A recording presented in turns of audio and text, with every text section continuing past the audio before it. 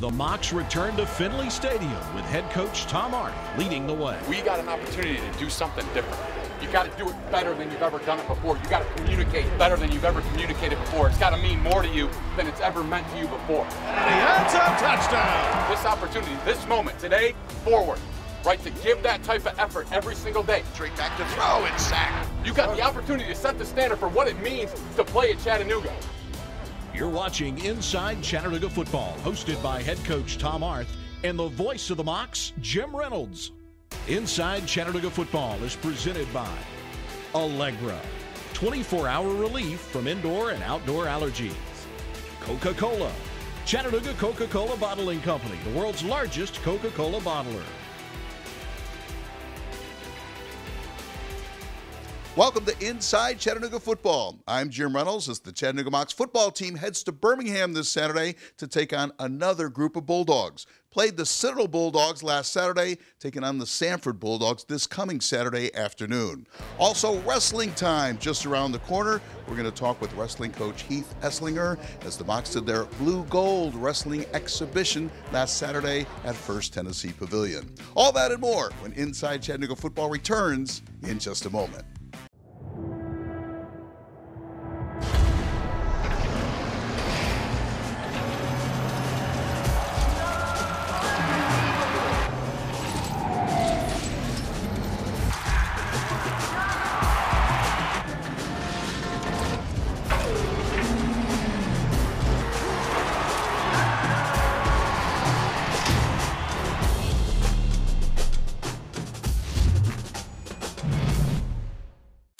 This segment of Inside Chattanooga Football is sponsored by Coca-Cola, Chattanooga Coca-Cola Bottling Company, the world's largest Coca-Cola bottler.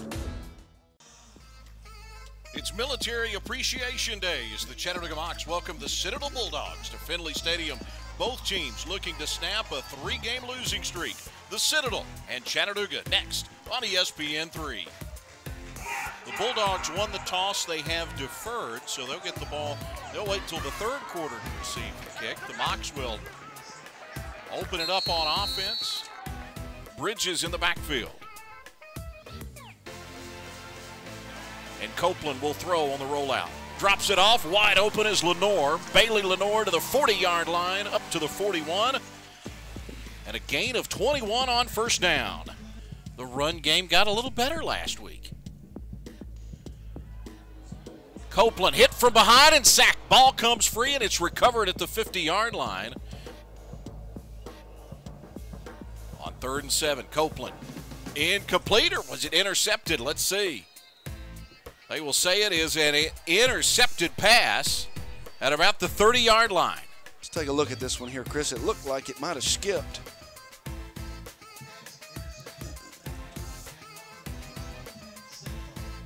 No, he did a good job getting his hands up underneath that one there. Chad Copeland, the Southern Conference Basketball Player of the Year, handoff in a big hole. Bridges, first down across the 35.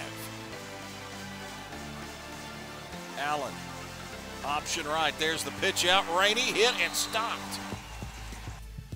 And the Citadel will try a field goal. This will be 51 yards. Godick to attempt this one with a breeze at his back. And the kick is no good. He missed it. Off to the left. Which is the lone setback, and it's Bridges. With a hole, 40, 45, midfield, foot race. Darrell Bridges. One man with an angle on him, and he won't get him. Darrell Bridges, touchdown Mocs. Wow, Chris, I tell you right there, good job up front by that Mocs offensive line. Bridges sifting his way through there, finding some green grass and turning it on to the end zone. 61 yards on the touchdown run for Darrell Bridges. That's the longest run of the season for UTC. Nice hand, a round of applause from the crowd. Here's Copeland to throw on first down out of a tight pocket, and he's intercepted at the 15-yard line. Picked off by Aaron Spann, and Spann will return it shy of the 30 before he's angled out of bounds. Mocs defense has done a good job bottling those guys up all day. Here's Allen on the pitch out, this time with room. First down midfield and more. Lots more to the 30-yard line. 2 for 5 so far on third down. Allen will throw to the end zone. Man is there, caught, touchdown, Josh LeBlanc.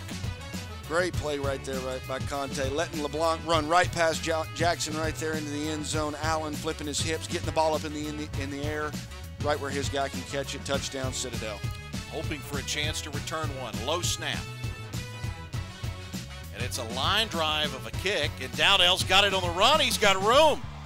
Midfield, 40, and he's caught from behind at the 35-yard line. It was Drew McIntyre. If McIntyre doesn't make the tackle, Dowdell is taking it all the way back.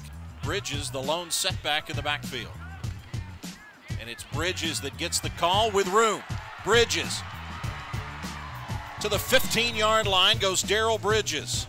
Quarterbacks believe in you. Receivers believe in you. They're the ones that make it go. Bridges, diving, touchdown. Mocs take the lead, 13-7.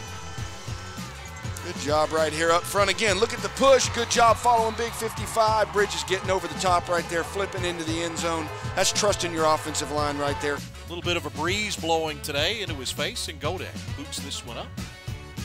And it's no good.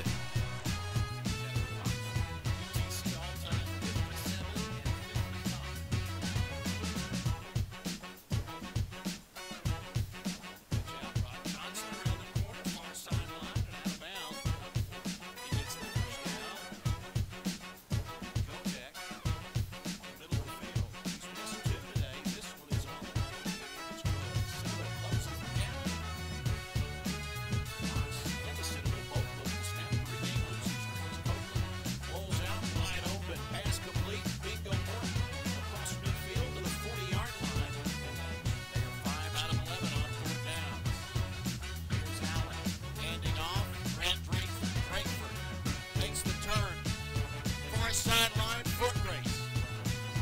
Frankfurt caught from behind inside the 35-yard line and a first down. Allen, the pitch out. Room, a stiff arm reaching towards the pylon, and he's in. Touchdown, Rod Johnson. Good job reversing out, looking like a pitch. Good job getting outside Kion Edwards, forcing Webb, really forcing himself there into the end zone. This is really when you see the offense down now. Take it back. 49 times today. Brandon Dowdell out of the end zone. Dowdell. A foot race at the 40, caught from behind at the 50, and the Mocs have great starting field position. Allen on the keeper. Allen slips free for one, from two, on his feet, he's trouble. Infield foot race. Dominic Allen caught from behind inside the 30-yard line, and the Citadel back in business. And this one from 34 yards out from the left tag. Snap and the kick. And it is good. Copeland on play action. Goes downfield. Bingo Morton at the 45. Breaks a tackle to midfield. First down, Chattanooga.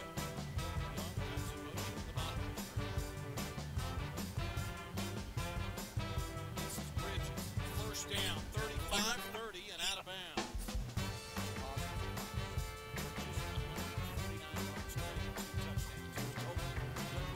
Wide open pass is caught at the 10-yard line and out of bounds. Joseph Parker. Mocs on the season, 6 of 14 on fourth down. They try for it here. Copeland to the end zone, and it's intercepted. Derek Williams, Jr., 6'2", 205, reads his eyes. Got another one earlier on in this game. Really comes up big for the Bulldogs right there. Interception to seal this thing up.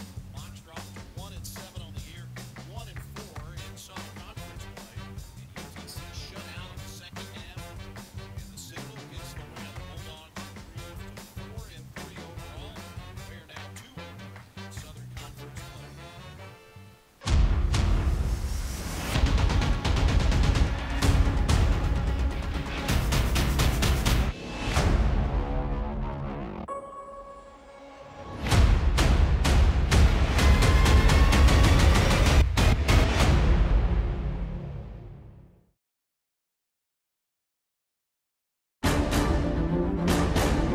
honoring all-around excellence in men's and women's collegiate competition. Every division, every sport, the Learfield Directors Cup. The prestigious award continues its reign as the crowning achievement in college athletics. To follow your favorite team, like us on Facebook, find us online and on Twitter. The Learfield Directors Cup.